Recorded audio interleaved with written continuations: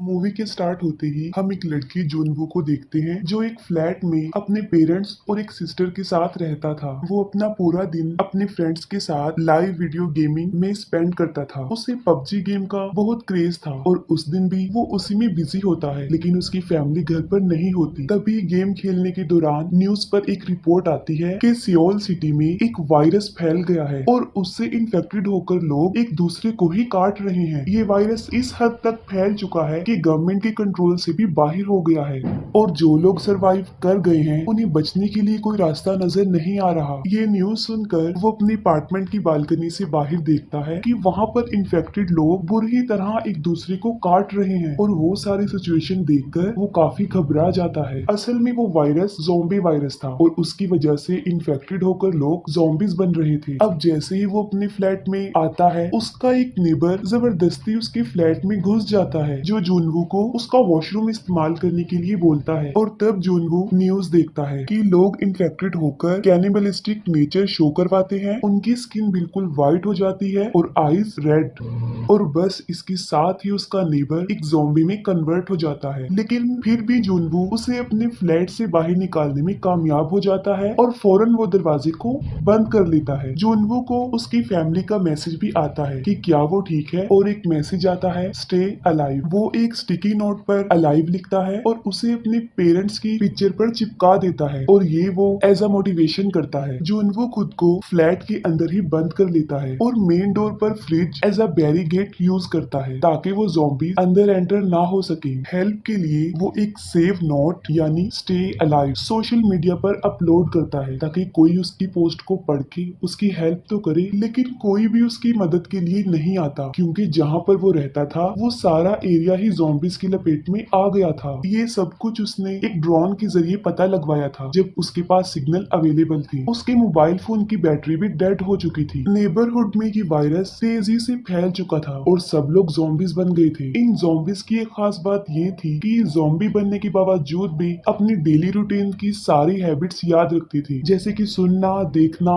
Movement और daily routine. जैसे अगर वो सुबह ऑफिस जाते थे तो वो ज़ॉम्बीज बनकर भी ऑफिस जा रहे थे। और सुनने में ये ज़ॉम्बीज में एक नया कॉन्सेप्ट लग रहा था। जुनवू को याद आता है कि वो रेडियो के थ्रू हेल्प के लिए किसी को मैसेज भेज सकता है, लेकिन उसके घर में इस किस्म की कोई भी डिवाइस अवेलेबल नहीं थी। वक्त गुजरता जा रहा था और हर रोज जुनवू मदद लाने के लिए वीडियो बनाया करता था, और जाहिर है इतने दिन घर में एक कैद की तरह रहने से उसकी सारी फूड सप्लाई के साथ साथ इंटरनेट और नेटवर्क भी नहीं रहता। रात को वो एक पुलिस ऑफिसर को देखता है जो अपनी जान बचाने के लिए उन ज़ॉम्बीज से लड़ रही थी, लेकिन वो ज़ॉम्बीज उसे भी मार डालते हैं। वो सब कुछ जुनवू की आंखों के सामने हो रहा था। वो उन ज़ॉम्बीज का ध्यान अपनी तरफ लगाने के लिए उसे बचाने की कोशिश करता है, लेकिन इसका कोई भी फायदा नहीं होता। इसी दौरान एक ज़ॉम्बी मेन डोर को ओपन करके उसकी तरफ आने की कोशिश करता है और तब वो उस ज़ॉम्बी को लटक कर इस तरह दिखाता है कि जैसे वो नीचे गिर गया हो, और उसके साथ ही वो ज़ॉम्बीज नीचे गिरकर मारे जाते हैं, लेकिन जुनवू समझदारी का मुजाहिरा करते हुए बच जाता है। अब इन ज़ॉम्बी से तो वो जान बचा लेता है, लेकिन फिर वो देखता है कि घर में खाने की सब चीजें खत्म हो गई हैं, और तब वो ड्रिंक करके अपना गुजारा चलाता है। स्टार्टिंग में उसे अच्छा फील होता है, फिर उसे हेल्यूसिनेशंस होते हैं कि उसकी फैमिली घर आ गई है, सब कुछ नॉर्मल हो गया है, लेकिन असल में ऐसा कुछ भी नहीं हुआ था। सडन उसकी मोबाइल फोन का नेटवर्क रिस्टोर होता है और उसकी फैमिली की तरफ से एक वॉइस मैसेज आया होता है। वो वॉइस मैसेज एक नॉर्मल इंसान में लास्ट था, क्योंकि अब वो भी ज़ॉम्बीज बन चुके थे। वो काफी गुस्से में आ जाता है और घर को तोड़ने लगता है। गुस्से में आकर वो घर का सारा सामान तोड़कर फ्लैट से बाहर आ जाता है, लेकिन इन खतरनाक ज़ॉम्बी से लड़कर उनका भयानक रूप देखकर वो वापस अपने फ्लैट में आ जाता है, और बस उसके जहन में एक ही बात घूम रही थी, और वो थी स्टे अलाइव। इन ज़ॉम्बीज को देखकर वो ये डिसाइड कर लेता है कि वो ज़ॉम्बी तो बिल्कुल नहीं बनेगा।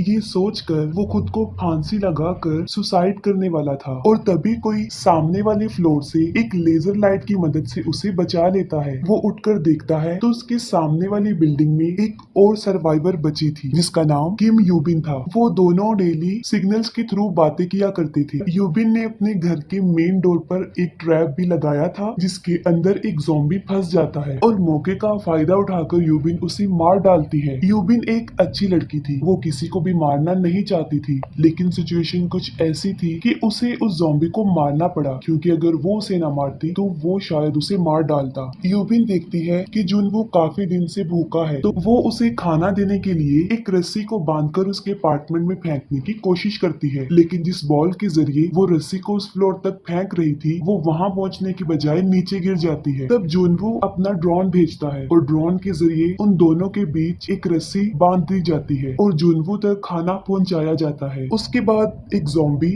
उस बॉल को देख लेता है जो अपनी रियल लाइफ में एक फायर फाइटर था और उसे रस्सी पकड़कर आसानी से ऊपर चढ़ना भी आता था, क्योंकि ये ज़ॉम्बीज की नेचर में शामिल था कि वो अपनी किसी भी हैबिट को नहीं भूलते। वो उस बॉल को पकड़कर खींचता है जो रस्सी के सहारे योबिन के रूम की एक टेबल से बांधी गई थी। वो टेबल अपनी जगह से मूव करता है और जोर से आकर योबिन को लग जाता है, जिसकी वजह से वो बेहोश हो जाती है और वो ज़ॉम्बीज रस्सी को पकड़कर ऊपर चढ़ने लगते हैं। जुनवो अपना ड्रोन उस ज़ॉम्बी की तरफ भेजकर उसकी अटेंशन को डाइवर्ट करता है और उसके फेस पर एक कट भी लगा देता है। लेकिन अब जुनवो के मेन डोर पर भी ज़ॉम्बीज दरवाजा तोड़ने की कोशिश कर रहे होते हैं, जिससे उसका ध्यान ड्रोन के कंट्रोल से हट जाता है और वो ज़ॉम्बी उस ड्रोन को पकड़ लेता है। लेकिन इसी दौरान यूबिन होश में आ जाती है। वो उस ज़ॉम्बी का हाथ काट देती है और वो सीधा जाकर नीचे गिरकर मर जाता है। जुनवो डिसाइड करता है कि वो आसपास के फ्लैट में जाकर वहां पर खाना ढूंढेगा। वो एक ज़ॉम्बी के पास से चाबी लेता है और फ्लैट के अंदर चला जाता है और जिस ज़ॉम्बी से उसने की ली थी, जुनवो को लगता है कि शायद वो ही फ्लैट का ऑनर है। उसको वहां पर खाने पीने के साथ साथ वॉकी टॉकी, एयरफोन्स और इसके साथ साथ माउंटेन हैकिंग का सामान भी उसे मिल जाता है, जिससे वो सोचता है कि यहाँ पर रहने वाला आदमी काफी एडवेंचर था। फिर वो बेडरूम में जाता है और वहाँ पर एक लेडी को देखता है जो कि मर चुकी होती है, लेकिन उस फ्लैट का मालिक ज़ॉम्बी आकर जुनवो पर अटैक कर देता है, लेकिन वो किसी तरह अपनी जान बचाकर वहाँ से निकल जाता है। वो एयरफोन्स की मदद से रेडियो के थ्रू मैसेज भेजना चाहता था, लेकिन अनफॉर्चुनेटली रेडियो भी डाउन था। अब जुनवो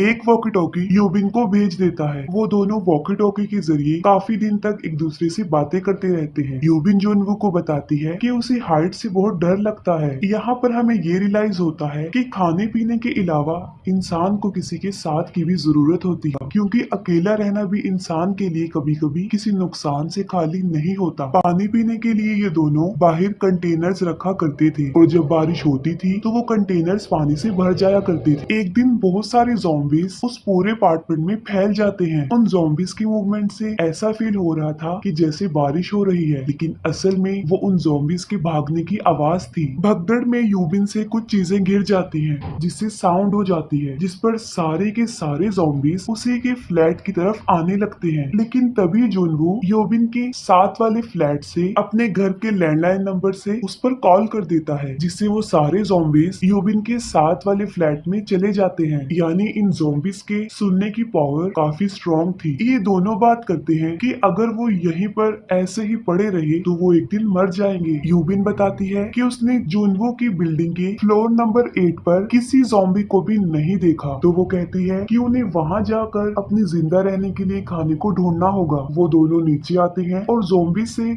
उनकी एक बड़े खतरनाक किस्म की लड़ाई छिड़ जाती है। वो किसी तरह बड़ी मुश्किल से अपनी जान बचाकर लिफ्ट में आते हैं और 8 फ्लोर पर जाते हैं, लेकिन ज़ॉम्बीज जो कि उनका पीछा नहीं छोड़ते वो भी वहां पर आ जाते हैं और तभी अननोन पर्सन वहां पर आता है जो उन्हें उन ज़ॉम्बीज से बचा लेता है। वो आदमी उन दोनों को खाना और पानी ऑफर करता है। यूबिन स्टार्ट से ही उस आदमी पर डाउटफुल थी और इसीलिए वो खाना नहीं खाती, लेकिन बाद में उसे मजबूरन खाना खाना पड़ता है। वो आदमी वाकई ही एक ठीक इंसान नहीं होता, वो उन्हें धोखा दे रहा था। उसने उन दोनों के खाने में बेहोशी की मेडिसिन मिलाई हुई थी। उन लोगों के बेहोश होने के बाद वो उन्हें बांध देता है। असल में ये आदमी अपनी ज़ॉम्बी बीवी के लिए यूबिन को एज अ फूड लेकर जा रहा था। वो यूबिन को अपनी ज़ॉम्बी वाइफ के रूम में फेंक देता है, लेकिन तभी जुनवो को होश आता है और वो उस आदमी को गन पॉइंट कर देता है, लेकिन वो फिर भी उसकी नहीं सुनता। यहाँ पर यूबिन समझदारी का मुजाहिरा करती है। वो एक कपड़े के उस आदमी की वाइफ का फेस कवर करके उसी आदमी के ऊपर छोड़ देती है और वो औरत अपने हस्बैंड को ही काट लेती है। अब यूबिन ना चाहते हुए भी उन्हें मार देती है और गोलियों की आवाज सुनकर सारे ज़ॉम्बीज उस फ्लैट की तरफ बढ़ते हैं और तभी यूबिन जुनवो को कहती है कि वो उसे शूट कर दे और तभी उन्हें हेलीकॉप्टर की आवाज आती है। वो दोनों ज़ॉम्बीज का काफी मुकाबला करते हुए बिल्डिंग की छत पर आ जाते हैं, लेकिन अफसोस वहाँ पर उन्हें कोई भी हेलीकॉप्टर नजर नहीं आता। वो चंद बची कुची गोलियों से